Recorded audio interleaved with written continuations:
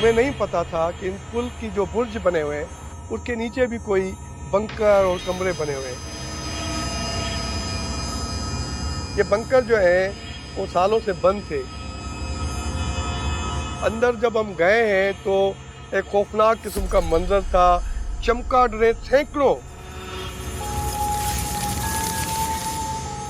सबसे बड़ा डर जो था कि वो जिन्न है, ये भूत हैं, क्योंकि हमारा जो एक मिस्त्री गया था उसने कहा ऐसे ही मैंने जिन्न देखा है।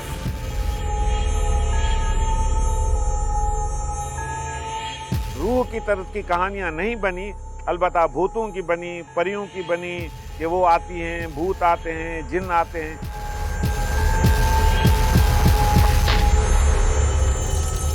मिस्त्री था वो अंदर गया और ऊपर आके जो है लेट गया। उसने बोला सर मैंने एक बंदा देखा है जो फुल पोशाक में था और बाकी मत पूछो।